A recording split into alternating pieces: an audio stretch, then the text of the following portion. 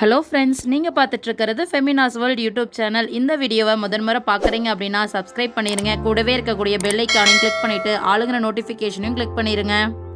அப்போ தான் நான் அடுத்தடுத்த வீடியோ போடும்போது நோட்டிஃபிகேஷனில் வரும். நீங்களும் வீடியோவை மிஸ் பண்ணாமல் பாருங்கள், சப்ஸ்கிரைப் பண்ணிடுங்க. வாங்க வீடியோக்குள்ளே போகலாம். அரிசி மாவு அதாவது இட்லி மாவு புளிச்சிருச்சு அப்படின்னா கவலையே வேணாங்க. அந்த புளிச்ச இட்லி மாவு ஒரு 4 ஸ்பூன் அளவுக்கு பயன்படுத்தி கொண்டக்கடலையும் சேர்த்து கொண்டக்கடலை பணியாரமும் கார சட்னியும் எப்படி செய்யறதுன்னு பார்க்கலாங்க. ரொம்பவே அசத்தலான காரசாரமான கார சட்னியும் கொண்டக்கடலை பணியாரமும் எப்படி செய்யறதுன்னு பார்க்கலாங்க. நான் கொண்டக்கடலையை முளைக்கட்டி எடுத்து வச்சுருக்கேன். பாருங்க, நல்லா முளைப்பு நல்லா நீளமாக எடுத்து வச்சுருக்கேன். நீங்கள் முளைக்கட்டுறது அப்படின்னா நீங்கள் ரொம்ப பயப்படவே வேணாம். தண்ணியில் ஒரு நைட் ஃபுல்லாக அதாவது 8 மணி நேரம் ஊற வச்சதுக்கப்புறம் தண்ணி நல்லா ஃபில்டர் பண்ணிவிட்டு அடுத்த நாள் ஃப்ரிட்ஜில் வச்சுருங்க. 3 டேஸ் டோட்டலாக கம்ப்ளீட் ஆகும்போது இந்த மாதிரி நீளமாக நமக்கு கொண்டக்கடலையினுடைய முளைப்பு வந்துடும்.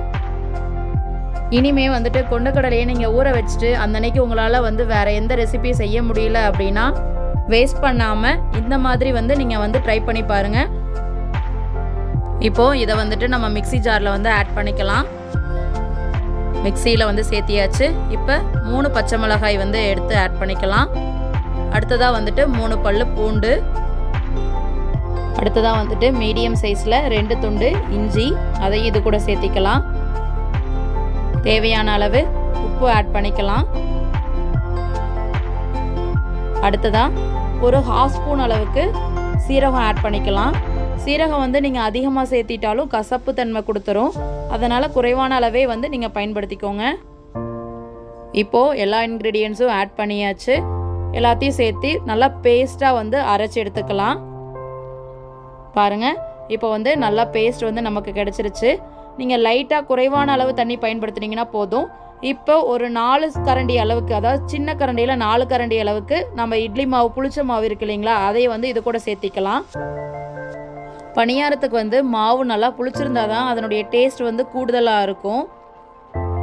அப்படி இல்லை உங்களுக்கு மாவு வீட்டில் ஃப்ரெஷ்ஷான மாவு தான் இருக்குது அப்படிங்கிறவங்க ஆல்ரெடி மிக்ஸ் பண்ணி வச்சுருங்க. மிக்ஸ் பண்ணி வச்சுட்டு மார்னிங் டைமில் மிக்ஸ் பண்ணி வச்சிங்கன்னா நைட்டுக்கு நல்லா புளிச்சிரும். அதுக்கப்புறம் நீங்கள் எடுத்து யூஸ் பண்ணிக்கலாம். இப்போது எல்லாத்தையும் சேர்த்து நல்லா மிக்ஸ் பண்ணி விட்டுக்கோங்க. பணியாரம் ஊற்றுற அளவுக்கு மாவு கொஞ்சம் கெட்டியாக இருக்குது. அதனால் நான் மிக்ஸி ஜாரில் மிக்ஸ் பண்ண தண்ணியை இது கூட ஆட் பண்ணிக்கிறேன். ஆட் பண்ணிவிட்டு நல்லா மிக்ஸ் பண்ணி விட்டுருங்க.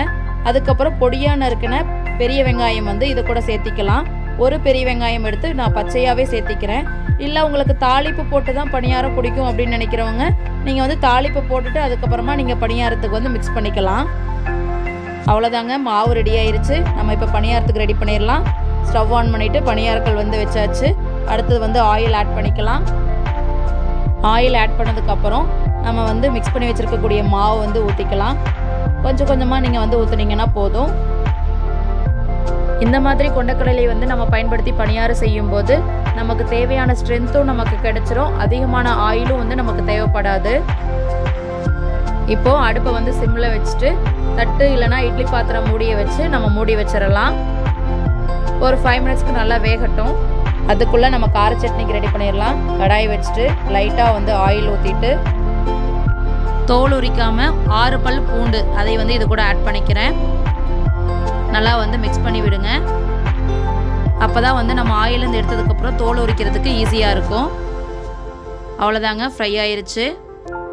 இதை எடுத்து வேற ஒரு பாத்திரத்துக்கு மாற்றி வச்சுட்டு அதுக்கப்புறமா காஞ்ச மிளகாயை வறுத்து எடுத்துக்கலாம். நான் காரம் அதிகமாக வேணாங்கிறனால காஷ்மீரி மிளகாய் 3 மிளகாயும், காஞ்ச மிளகாய் நார்மல் மிளகாய் 2 வரமிளகாயும் ஆட் பண்ணியிருக்கேன். இதையும் சேர்த்து நல்லா வறுத்து எடுத்துக்கலாம். இப்போது இந்த பூண்டு வரமிளகாய் இது கூட கொஞ்சம் உப்பு போட்டு நல்லா பேஸ்ட் மாதிரி அரைச்சி எடுத்துக்கலாம். பாருங்கள், பேஸ்ட் ரெடி பண்ணியாச்சு. அவ்வளோதாங்க, நம்ம தாளிப்பு போட்டு கார சட்னி ரெடி பண்ணிடலாம். இப்போது தட்டை எடுத்துட்டு பணியாரம் ரெடி ஆயிடுச்சான்னு பார்த்துடலாம். பாருங்கள், நல்லா வெந்துருச்சு. திருப்பி போட்டுக்கலாம். நார்மல் அரிசி மாவு பணியாரம் மாதிரி கொஞ்சம் திருப்பறதுக்கு கஷ்டமாக இருக்கும். அதனால் சுற்றி வர இருக்கக்கூடிய ஓரங்களில் லைட்டாக எடுத்து விட்டுட்டு, இல்லைனா நீங்கள் ஒரு ஸ்பூன் பயன்படுத்தியோ லைட்டாக ஓரங்களில் எடுத்து விட்டுட்டு அதுக்கப்புறம் திருப்பி போட்டிங்கன்னா ஈஸியாக திருப்பி வைக்கலாம். இது போல் மொத்த பணியாரத்தையும் வந்து நம்ம திருப்பி போட்டுக்கலாம். திருப்பி போட்டுட்டு மீடியம் ஃப்ளேமில் வச்சுட்டு ஒரு 5 மினிட்ஸ்க்கு வந்து நல்லா வேக விடுங்க. அவ்வளோதாங்க, நீங்கள் ஆவலோட எதிர்பார்த்துட்டு இருந்த கொண்டக்கடலை பணியாரம் வந்து ரெடி ஆயிருச்சு. இப்போ ஒரு பிளேட்டுக்கு மாற்றிட்டு சர்வ் பண்ணிடலாம். ஃப்ரெண்ட்ஸ், உங்களுக்கும் இந்த ரெசிபி வந்து ரொம்ப பிடிச்சிருக்குன்னு நம்புகிறேன். இந்த வீடியோ பிடிச்சிருந்ததுன்னா உங்கள் ஃப்ரெண்ட்ஸ்க்கும் ஷேர் பண்ணுங்கள். இது போல் வேற ஒரு வெரைட்டியான ரெசிபியில் அடுத்தடுத்த வீடியோவில் மீட் பண்ணுறேன். இந்த வீடியோவை கடைசி வரைக்கும் ஸ்கிப் பண்ணாமல் பார்த்துருப்பீங்கன்னு நம்புகிறேன். இந்த வீடியோ பார்த்ததற்காக மிக்க நன்றி. தேங்க்யூ ஸோ மச் ஃபார் வாட்சிங். Thank you so much. இந்த வீடியோ பிடிச்சிருந்ததுன்னா லைக் பண்ணுங்கள், கமெண்ட் பண்ணுங்கள். மறக்காமல் ஃபெமினாஸ் வேர்ல்ட் யூடியூப் சேனலுக்கு சப்ஸ்கிரைப் பண்ணிவிட்டு கூடவே இருக்கக்கூடிய ஆளுங்கிற நோட்டிஃபிகேஷனையும் கிளிக் பண்ணிடுங்க.